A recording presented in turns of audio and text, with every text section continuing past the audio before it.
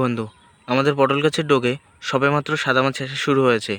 এই সাদামাছিকে যদি আমরা কন্ট্রোল না করি তাহলে আমাদের গাছের পাতা কুঁকড়ে যাবে, গাছের ডোগের কোনো রকম কিন্তু ক্ষতি থাকবে না। তাই এখনই আমি ড্রাম নিয়ে চলে এসেছি, যা তোমরা দেখতে পাচ্ছ। এখনই কিন্তু আমি সাদামাছির বিষ আমার গাছগুলিতে স্প্রে করব। যা আমার গাছগুলিতে ফুল ফোটা শুরু হয়েছে, নতুন পটল গাছ। তাই সাদামাছির বিষ হিসেবে কোন বিষটা গুরুত্বপূর্ণ, কোন বিষটা দেওয়া যায় গাছের ক্ষতি হয় না, প্লাস আমি এর সাথেও কিন্তু ফল ছিদ্রকারী লেদা পোকার বিষয় অ্যাড করেছি। এমনকি বন্ধু, এর সাথেও কিন্তু আমি এছাড়াও গারুলে পোকা, নানা রকম পোকা, উড়ন্ত পোকা যা কিন্তু পটলের পাতাগুলিকে খেয়ে নিচ্ছে, নষ্ট করছে, এরকম সেই সমস্ত পোকার বিষও কিন্তু আমি এখানে ব্যবহার করছি। তাই কোন বিষগুলো ব্যবহার করছি অবশ্যই জানাবো। তার আগে দেখে নাও সাদামাছি কী করছে পাতা নিচে বসে এবং গাছের কি ক্ষতি করে সেটা আগে আমরা জেনে আসি। দেখো, সাদামাছি পুরো পাতার নিচে একেবারে বসে রয়েছে, যা দেখতে পাচ্ছ। এই দেখো, দেখো, দেখো, পাতার নিচে এরা কিন্তু বসে রয়েছে। দেখো, বসে বসে কি করছে, এই পাতা শিরা উপশিরা দিয়ে যে রসটা আসছে সেই রসটা শোষণ করছে, মানে একেবারে চুষে নিচ্ছে। নেওয়ার ফলে সেই পাতাটা কেমন হচ্ছে, এই দেখো, এই দেখো, এই দেখো, এই দেখো, এই দেখো কেমন বেঁকে যাচ্ছে, দেখেছো? ওপরের দিকে এইরকম হয়ে যাচ্ছে। যদি ওপরের দিকে এইরকম হয় তাহলে সেটা কিন্তু পোকার কারণে হচ্ছে। দেখো, নড়ছে না, নড়ছে না, দেখো, নড়ছে না, সরছে না, এখানেই এরা কিন্তু ঘুমাচ্ছে। সকালের প্রাতঃ ঘুমে এখনও এদের ভাঙেনি। দেখো, এখনও ভাঙেনি। এ দেখো, সব জ্যান্ত। এ দেখো, এই পাশে দেখো, এ দেখো, এ দেখো, এ দেখো, এ দেখো কত কষ্ট করে ঘুম ভাঙালাম। তাহলে বুঝতে পারছো, একটা পাতায় যদি এতগুলো পোকা অ্যাটাক করে, একসাথে যদি এতগুলো পোকা থাকে, তাহলে সেই গাছের গতি কেমন হবে বুঝতে পারছো। গতিটা একেবারে পুরো ডাউন হয়ে যাবে এবং গাছের কিন্তু সেই রকমভাবে ফল ফুলও কিন্তু আসতে দেবে না এই সাদামাছি। এছাড়াও কিন্তু চেলা পোকা রয়েছে সাদামাছির মতো, যা কিন্তু পাতার একেবারে এখানে থাকে, ডোগে থাকে এবং ডোগকে চুষে একেবারে খেয়ে নেয়, নষ্ট করে। বিশেষ করে পাতাগুলিকে কিন্তু এই রকম সৃষ্টি করে দেয় সাদামাছি। এছাড়াও কিন্তু আরও ক্ষতি করে থাকে, আমি দেখাচ্ছি তোমাদের।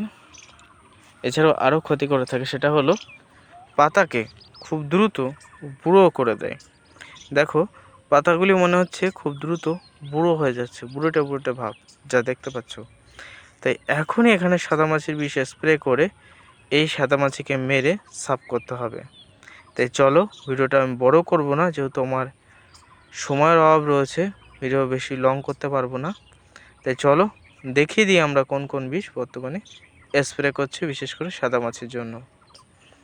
সাদামাছির বিষ হিসাবে আমি চাষিদের রিকমেন্ড করে থাকি, সাদামাছির বিষ হিসাবে যদি আপনারা থাইমেথাক্সান গ্রুপের বিষগুলোকে ক্রয় করতে পারেন, এটা আমার মতে বেস্ট হয়।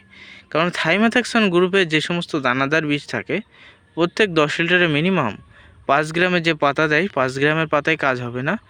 মিনিমাম এক পাতা পুরো ঢেলে দেবেন, আরেক পাতা নেবেন, 30 টাকা দিয়ে 2 পাতা নেবেন। থাইমেথাক্সান গ্রুপের একতারা হোক, সাইনাস্টার হোক, বা নানান কোম্পানির পাওয়া যায়।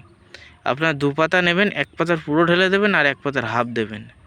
এই 7-7.5 গ্রাম মতো দেবেন, দিয়ে ভালো করে জলে গুলে একেবারে স্প্রে করবেন। আমি কথা দিচ্ছি, আপনি নিজেই দেখতে পাবেন যে মিনিমাম আপনার জমিতে 1 সপ্তাহ মতো সাদামাছি আসবে না। তবে হ্যাঁ, আপনার যদি জমির পাশে কোনো পটলের জমি থাকে, সে যদি সাদামাছির কোনো রকম বিষ স্প্রে না করে, দেখাচ্ছে সে কিছুই স্প্রে করলো না, তাহলে তো সেখান থেকে উড়ে আপনার জমিতে আসবেই, এটা গ্যারান্টি। কিন্তু আপনার জমির আশেপাশে যদি না থাকে, মিনিমাম 1 সপ্তাহ কিন্তু সাদামাছি আপনার জমিতে আসবে না।